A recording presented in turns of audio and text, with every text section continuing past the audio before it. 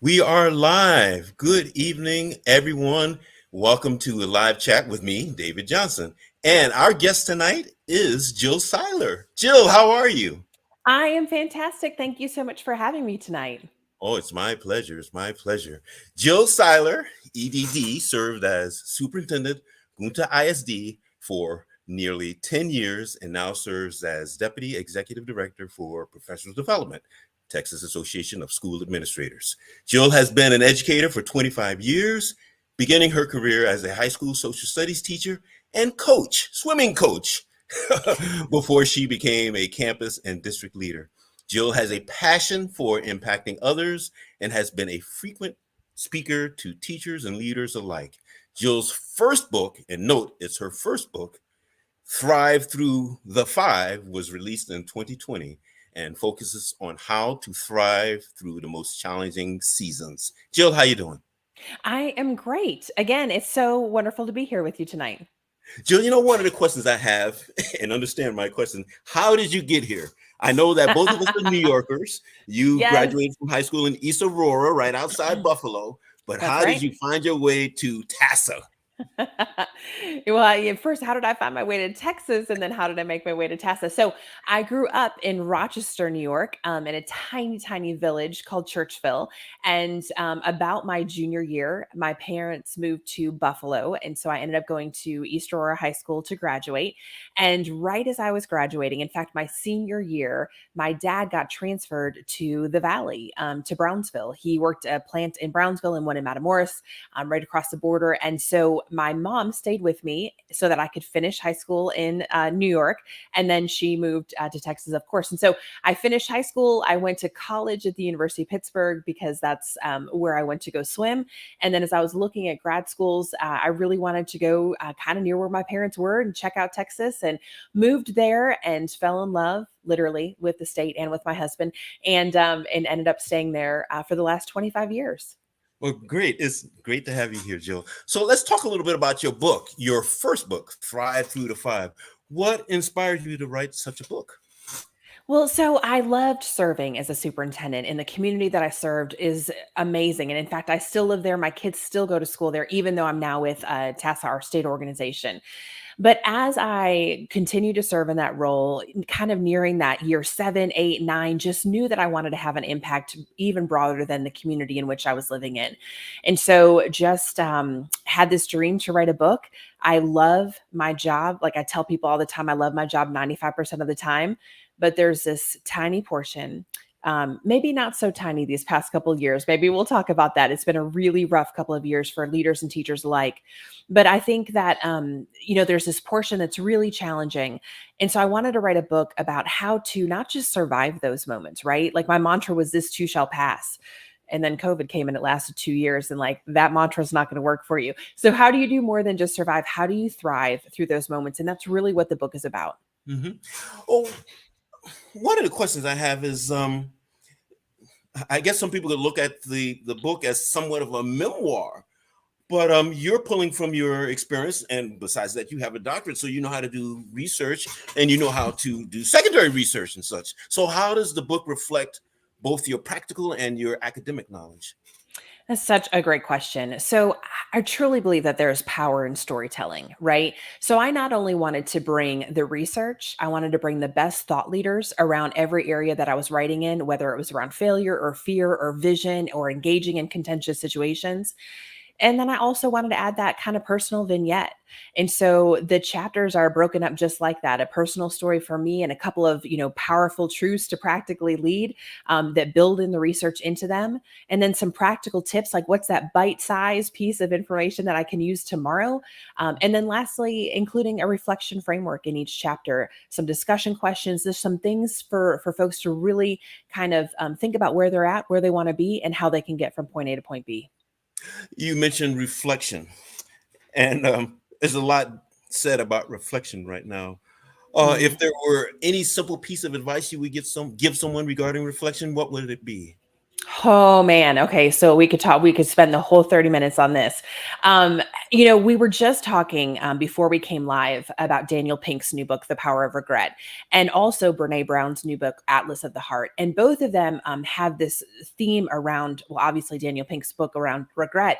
But Brene includes this quote in there that talks about, we always say that we want to live this life without regret. But if that's really true, what we're saying is that we're going to live a life not taking risks and not reflecting on things that we could have done better or ways that could have, we could grow from that. And so I Hmm. think reflection is so important, especially in leadership.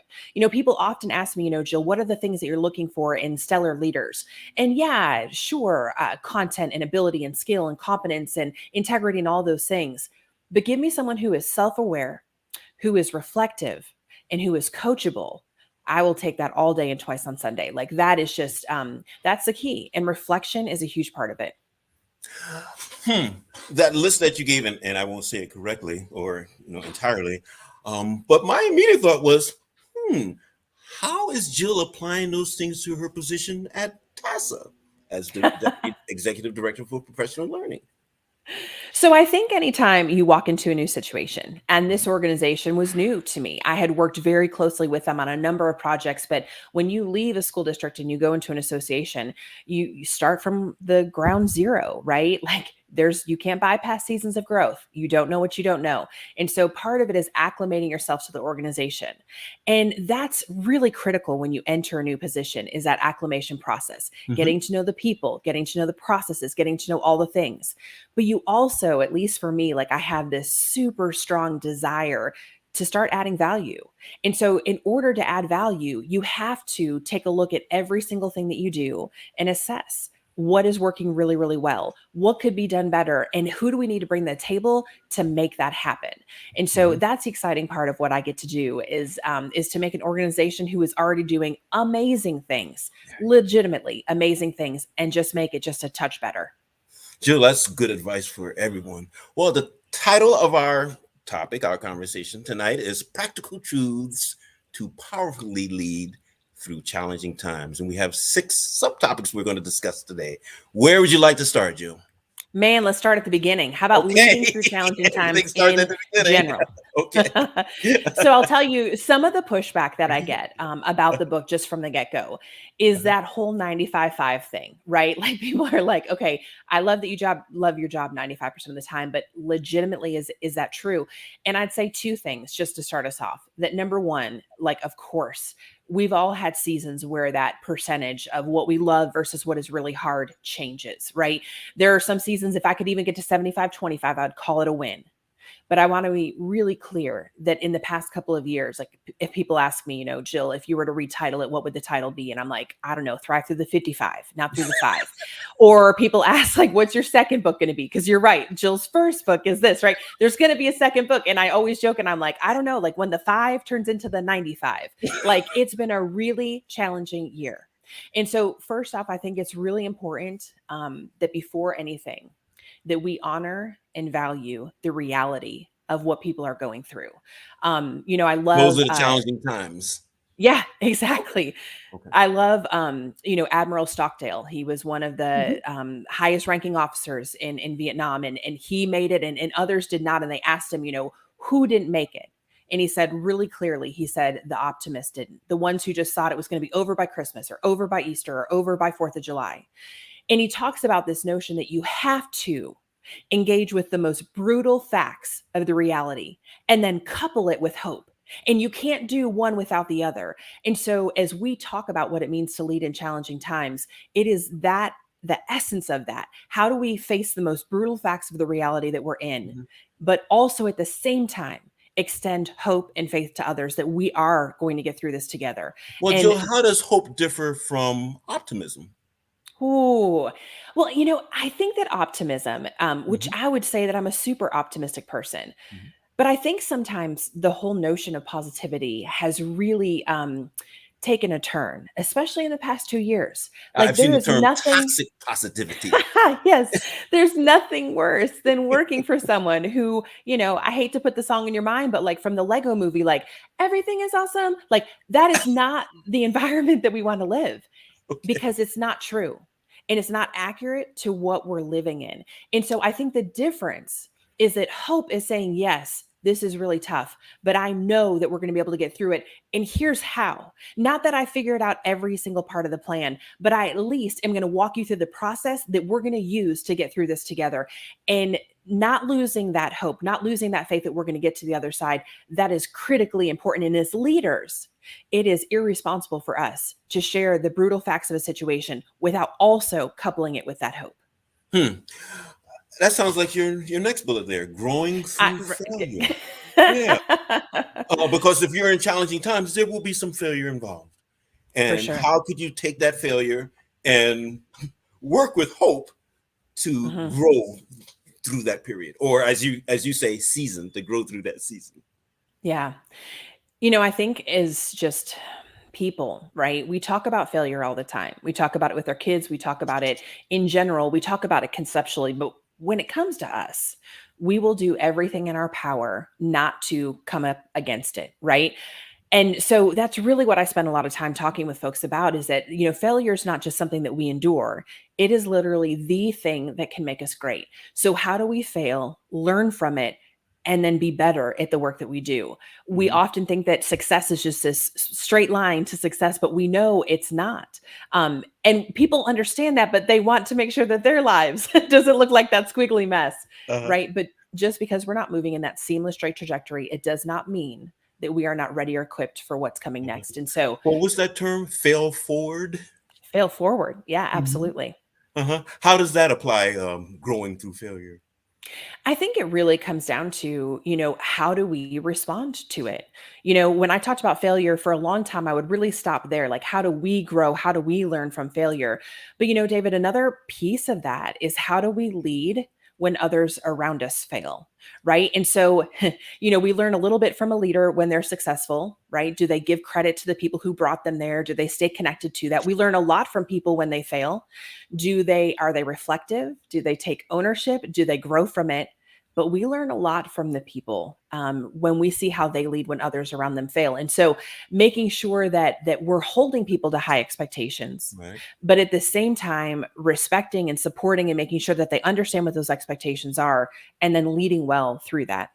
I think that goes back to our conversation about regret Mm, and growing from regret.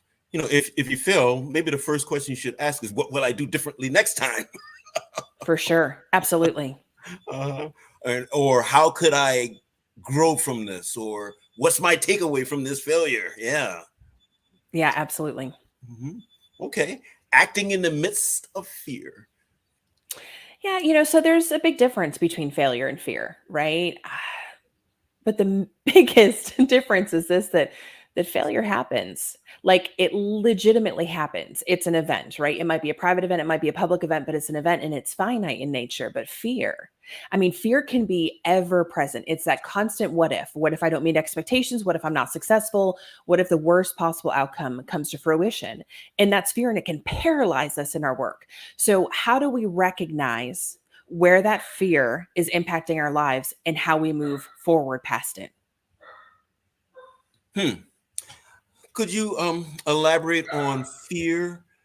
Um, like a definition of fear. What is fear? Is it fear of failure? Is it fear of losing one's job? Is it fear of death, even, or fear of, well, just which degree of fear is it?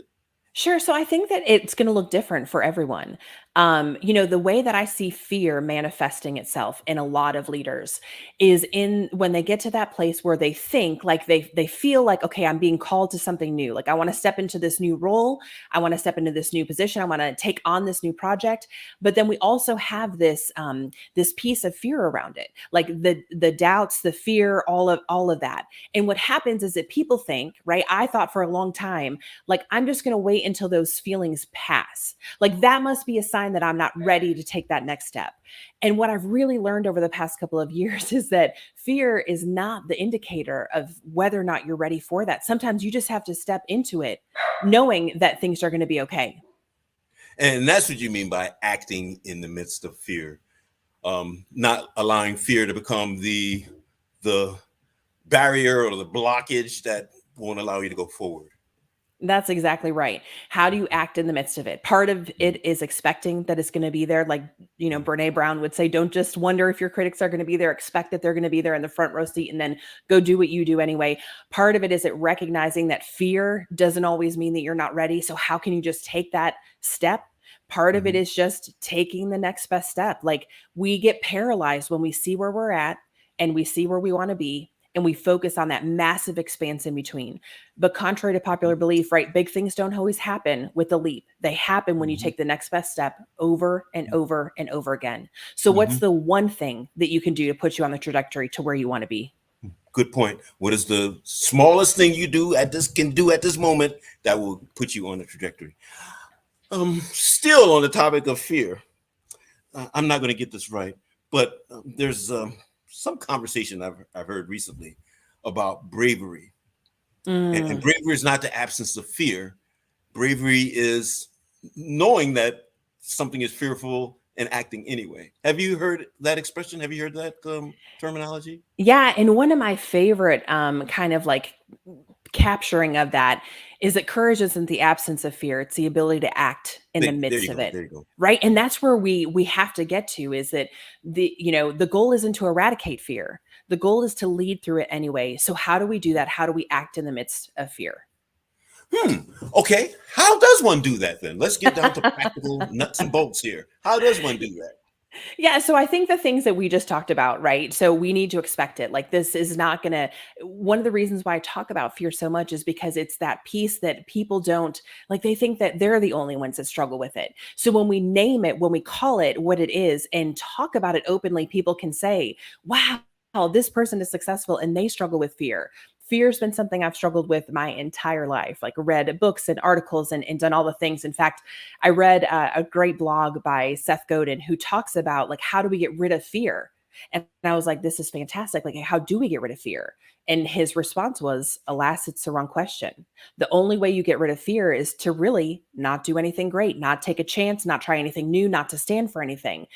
And fear isn't the enemy, paralysis is the enemy. So how do we go out and step in it? So part of it is expecting, knowing that it's going to be part of it. Two is recognizing that that fear isn't that sign of readiness. Like, sometimes we have to take that step anyways.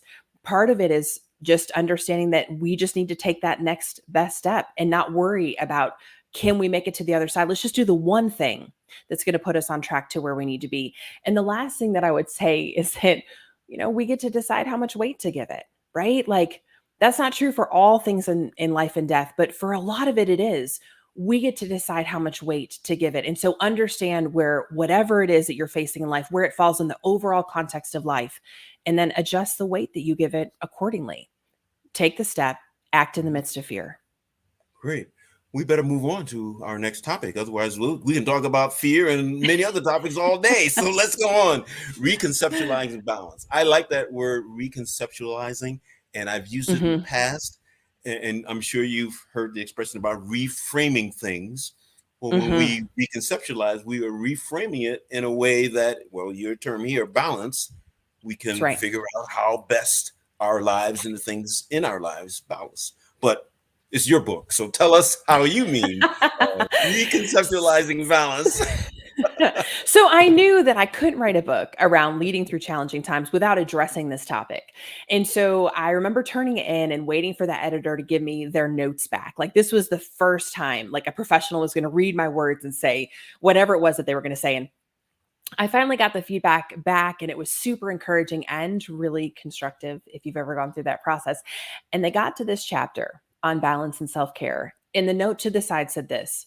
It was like, Jill, for every other chapter in the book, you have these great stories of personal trial and triumph. And for this chapter, you have none. And I was like, well, shoot, you're right. I don't. Like, this is not something I'm good at. Like, I would deem myself as someone who does not have balance. Like, I'm a workaholic. Like, I like to get things done. But it also really challenged me, David, to think about what it was that I was defining as balance, right? Like, I have this picture in my head of, like, I wake up in the morning and I'm fully rested and no one in my house is up yet. And I have this great time of personal study and devotion. And then I spend some time in the outdoors and nature and like doing yoga and all the things. And I come back and I make breakfast for the kids and we walk to school and we have a meaningful day at work. And, I'm involved in the kids' activities after school. I make dinner, we play board games, and then we read stories till we blissfully fall asleep. Right. And we know that that's not possible, but what happens so often is that we take our real lives and we put them on trial to this picture of balance that is neither realistic nor attainable. And then when we don't meet that expectation, we begin to layer on the shame and the guilt. So, how do we go beyond that and reconceptualize what balance really is and stop beating ourselves up for something that we are never going to attain, period? You raised some excellent points. And I think you know that one of the great concerns that working people have now, particularly those with families, is work-life balance. Yeah. And it seems like there is a model, like you just described, where people think they must fit that model for it to be a perfect or healthy work-life balance. But what you're suggesting is that we think differently about what our particular family and our particular person's balance would be. Yeah. And I think part of it is just, breaking it down, right? So taking a look at balance from a day perspective. Like we have busy days with meetings from morning till night, but like, do we have a pocket of time in there? Like Mhm. we would normally walk to the microwave and warm up our meal, but on this, particular day, we're going to like be at the house and like take 10 minutes to like pick it up and start a load of dishes or like using the time that we have the time.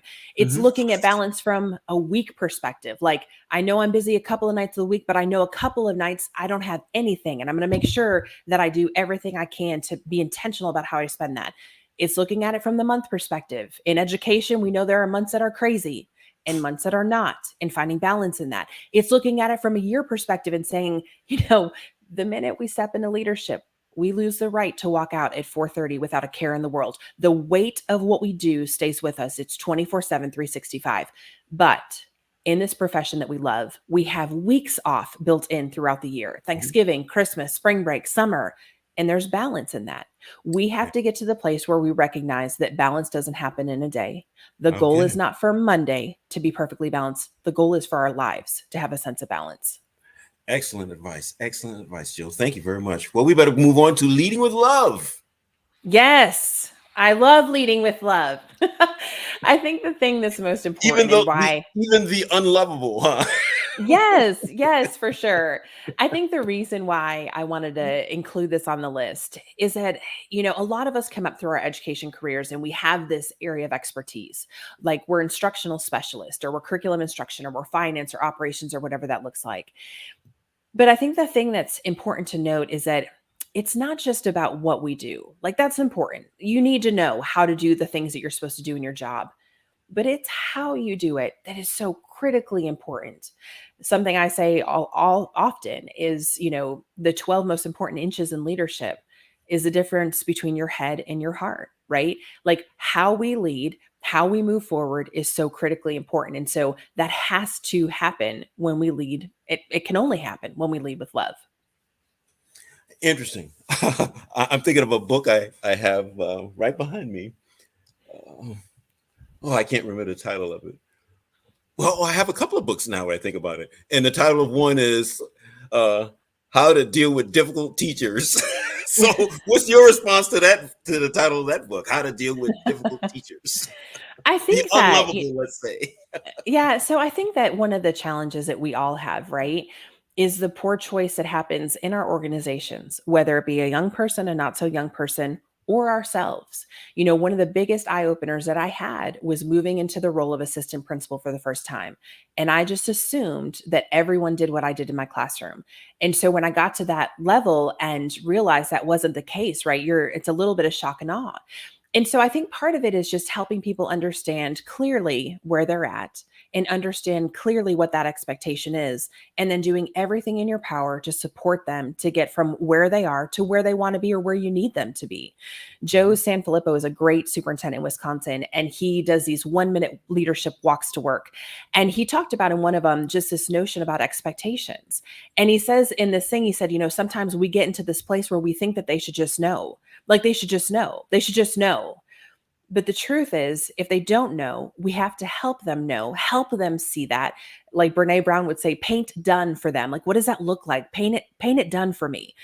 And if they can see it and we can help support them get there, that's our role. That's our work. Leading with love isn't about having low expectations. We can have high expectations and then do it in a way that maintains people dignity and supports them along that track. And Mhm. is everyone going to meet that standard? No, but we love them through that in the process. And that's what's most important. In your role with TASA, you're deeply involved with adult learning. What can we take from adult learning to apply to the teacher who doesn't know? So I think that, I know that there's difference between, learning for students and learning for adults, but I've always tried to model the learning that we do for adults just like we would do for kids. In other words, it's intentional, it's designed, it's interactive, it's relevant, it's actionable, it's bite sized. And if we can get adults to the place where we can say, hey, listen, this is not about, we're not going to talk about the entire pedagogy right now. We're going to talk about one thing. Let's just take this one piece that's problematic and let's try to find a way to improve that. And then next time we're going to come in and do the next piece. And when we can become intentional and have a really good design of what that learning looks like, we're going to make a huge impact on adults. In psychology, they call that successive approximations. There we go. Learning something new.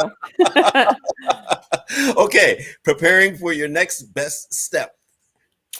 Yeah, so I really just wanted to leave just the listeners who are with us today, just with this notion of, sometimes we think we're open to what could be in our lives, right? Jen Hatmaker, who's a great author and leader speaker, she asked this question one time: is your yes on the table? Like when you think about what's to come in your life, whether it be your professional life, your personal life, is your yes on the table? Are you really open?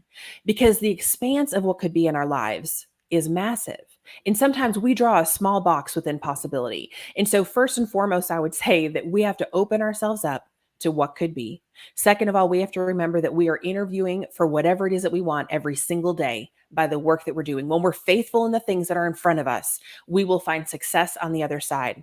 And then three, to recognize that no matter where we're at, people are aspiring to where we want to be, even though we might be aspiring to that next step. There are people who are looking for you, to you, for leadership, and so lead them.